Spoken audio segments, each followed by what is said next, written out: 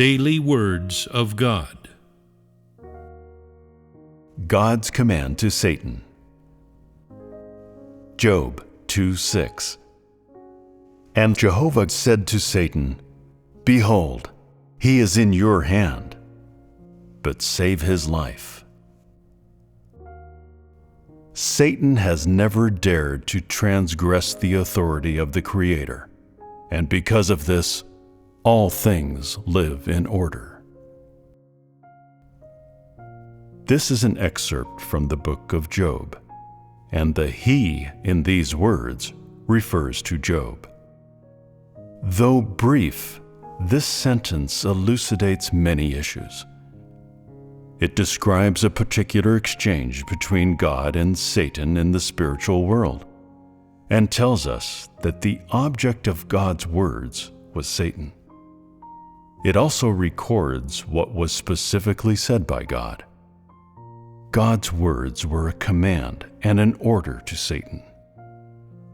The specific details of this order relate to sparing the life of Job and where God drew the line in Satan's treatment of Job.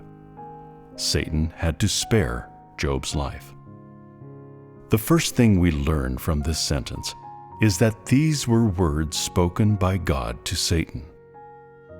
According to the original text of the book of Job, it tells us the background to such words.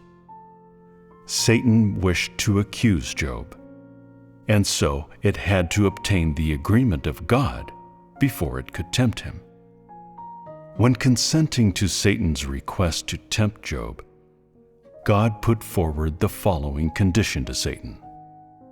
Behold, he is in your hand, but save his life. What is the nature of these words? They are clearly a command, an order. Having understood the nature of these words, you should, of course, also grasp that the one who issued this order was God, and that the one who received this order and obeyed it was Satan. Needless to say, in this order, the relationship between God and Satan is evident to anyone who reads these words. Of course, this is also the relationship between God and Satan in the spiritual world, and the difference between the identity and status of God and Satan, provided in the records of the exchanges between God and Satan in the Scriptures, and, to date, is the specific example and textual record in which man can learn of the distinct difference between the identity and status of God and Satan. At this point, I must say that the record of these words is an important document in mankind's knowledge of the identity and status of God, and it provides important information for mankind's knowledge of God. Through this exchange between the Creator and Satan in the spiritual world, man is able to understand one more specific aspect in the authority of the Creator. These words are another testimony to the unique authority of the Creator. Outwardly, they are an exchange between Jehovah God and Satan.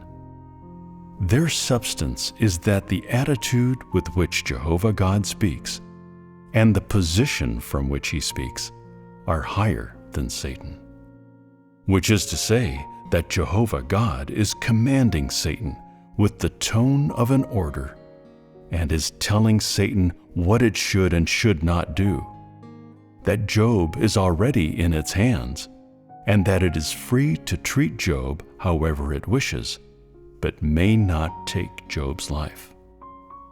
The subtext is that, although Job has been placed in Satan's hands, his life is not given over to Satan. No one can take the life of Job from God's hands unless permitted by God. God's attitude is clearly articulated in this command to Satan, and this command also manifests and reveals the position from which Jehovah God converses with Satan. In this, Jehovah God not only holds the status of the God who created light and air and all things and living beings, of the God who holds sovereignty over all things and living beings, but also of the God who commands mankind and commands Hades, the God who controls the life and death of all living things. In the spiritual world, who apart from God would dare to issue such an order to Satan? And why did God personally issue his order to Satan? Because the life of man, including that of Job, is controlled by God.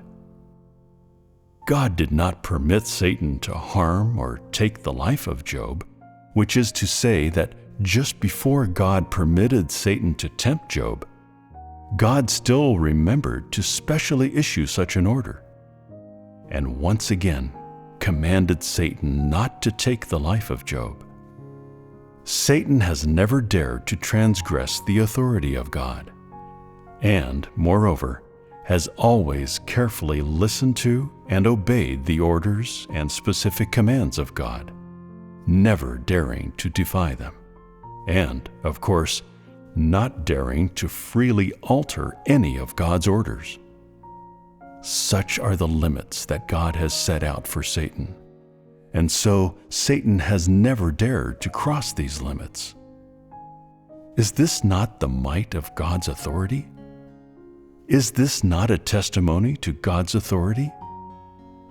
Of how to behave toward God and how to view God, Satan has a much clearer grasp than mankind. And so, in the spiritual world, Satan sees the status and authority of God very clearly, and has a deep appreciation of the might of God's authority and the principles behind the exertion of his authority. It does not dare at all to overlook them, nor does it dare to violate them in any way or do anything that transgresses the authority of God, and it does not dare to challenge God's wrath in any way.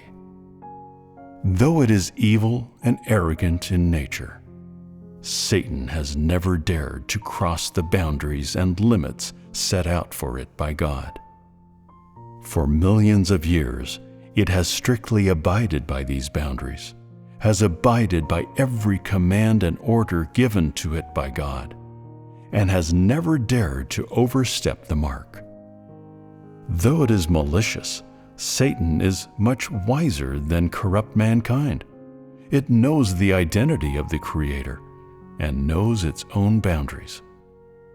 From Satan's submissive actions, it can be seen that the authority and power of God are heavenly edicts which cannot be transgressed by Satan, and that it is precisely because of the uniqueness and authority of God that all things change and propagate in an orderly way, that mankind can live and multiply within the course established by God, with no person or object capable of upsetting this order, and no person or object capable of changing this law.